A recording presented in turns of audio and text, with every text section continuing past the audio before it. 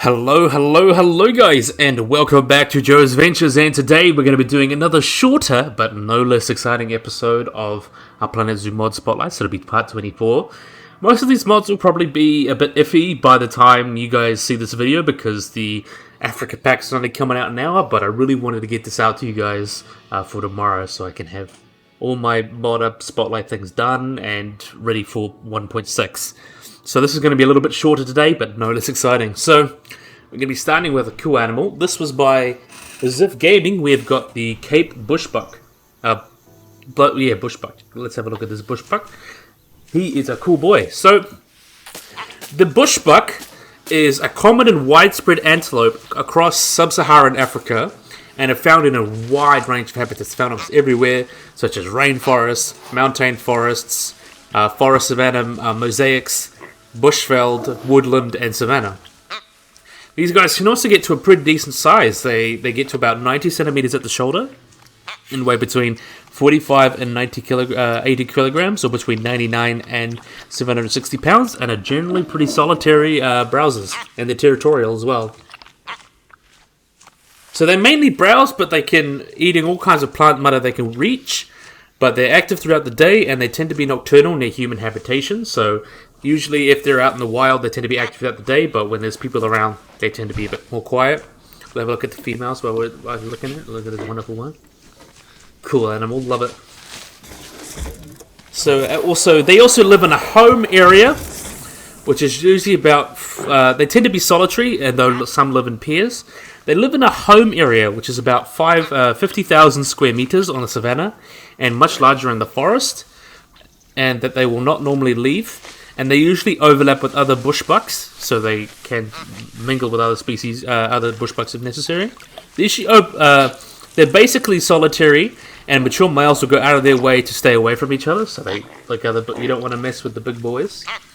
So some game fathers in Africa have actually discovered that bushbuck may be excluded by the larger, closely related Nyala when they tried to introduce the two species in the same area. However, the two species are found in close proximity in natural communities, for example in Gosho National Park, Mozambique, so there is some competition there. Really wonderful animal. So luckily they're considered least concern, they're very common. And these guys can, at about 10 months old, these young males can sprout these horns that you can see here that really gives them their wonderful horns here. So yeah, really wonderful animal. We're gonna have a look at the babies. Let me have a look at you. Look at your cuties. Very cute animals. And now we're gonna move on to a really cool animal. This one was done by Bubbly Wums and Leaf. We have got this. Where are you? There you are. Wonderful animal. We have got the yellow-throated marten. So they're a marten species native to Asia and are listed as least concern, so they're doing pretty well.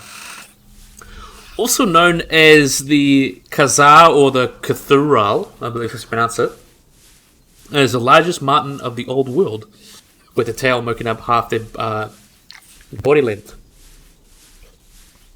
So males will measure about 500 to 719 millimeters in body length, with females we're nearly 500 to 620 millimeters, so that's 19.7 to 28 inches to 20 to 24 inches.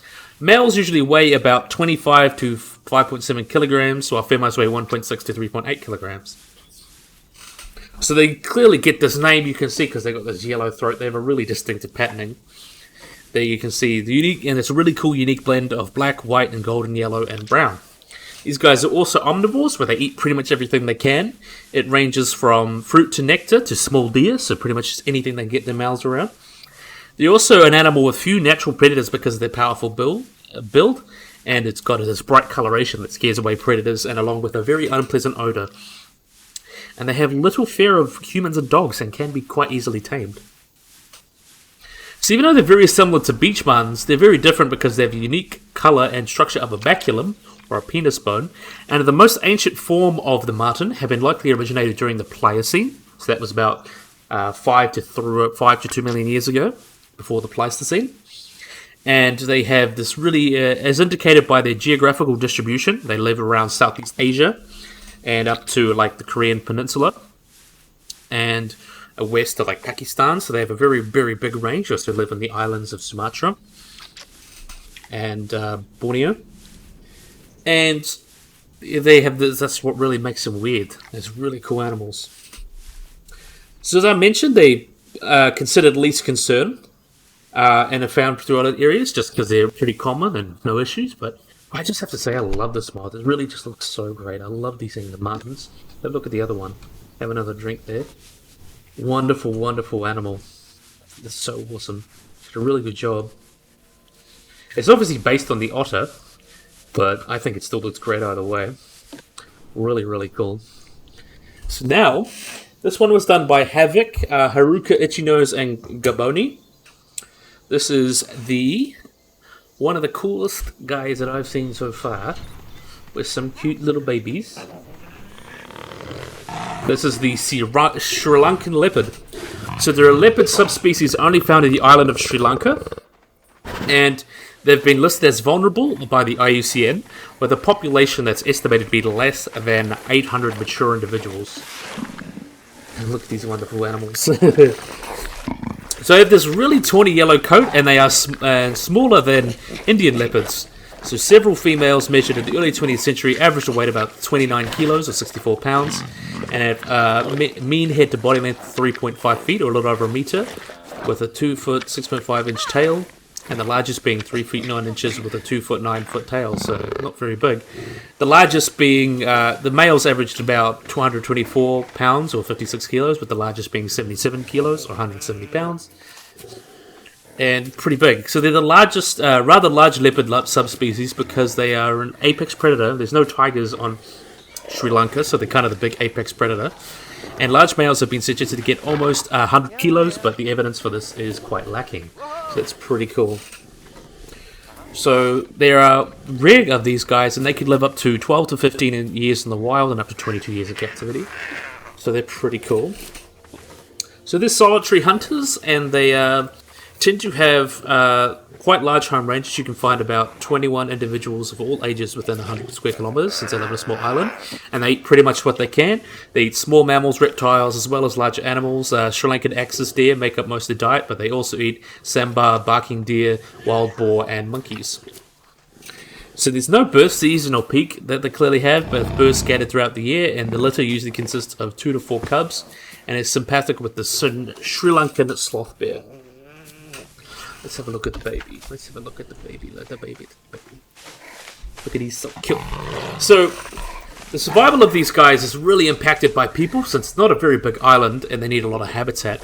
There's an increasing amount of fragmentation of their habitat, and also increased risk of human mortality by getting caught in snares. And even since 2010, over 90 leopards have been killed by people and by snare traps.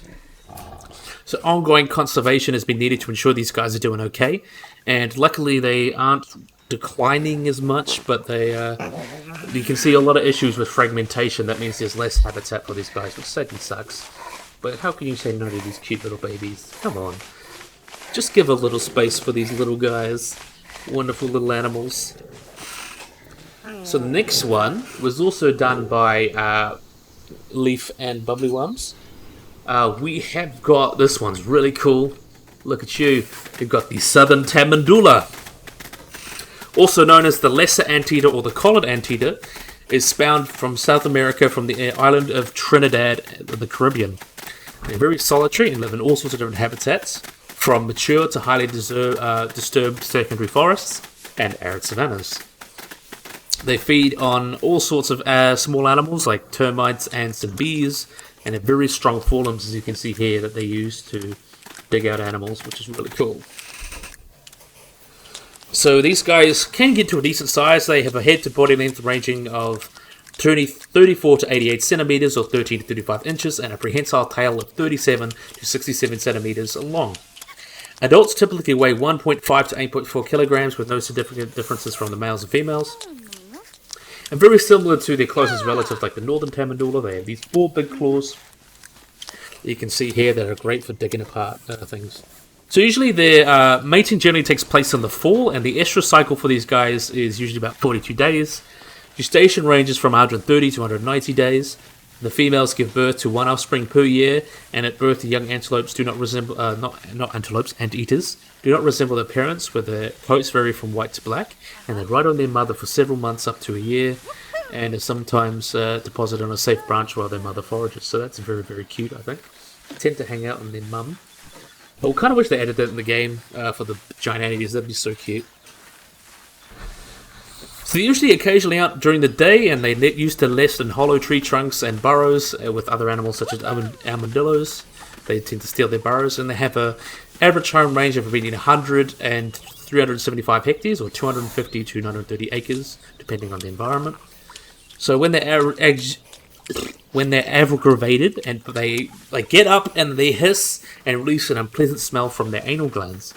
And they spend much of their time foraging arborally. Sadly, they don't do that because they're using a giant anteater rig.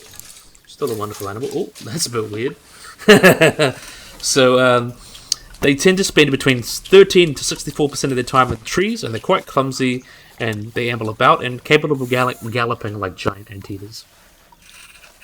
So these guys, as I mentioned, they eat all sorts of different animals: ants, termites. They tend to eat like carpenter ants, army ants, and leafcutter ants.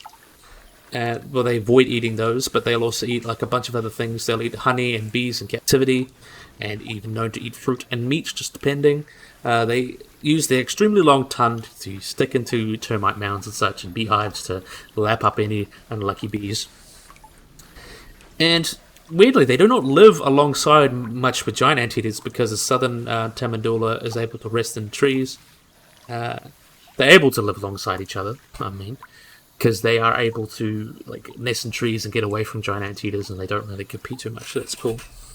So they are widespread at least, but they are uncommon. They are killed by dogs often, and they are also killed for their thick tendons in their tails, which they use to make rope, and they're sometimes used by Amazonian Indians to rid their house of ants and termites, so that's pretty cool. Just throw a Tamandulla out and then they'll go find the food. So yeah, really wonderful mod. And last but certainly not least, we have got a mod by TNT. So this is the Sabertooth Cat he did. It's really cool. This is most definitely based on the Prehistoric Kingdom Smilodon, which was very much based on the Lankan Leopard, but he added a lot more fur to it, and I think I really like that look. So these guys are based on Smilodon fatalis, which is the North American species of the Sabertooth Cat.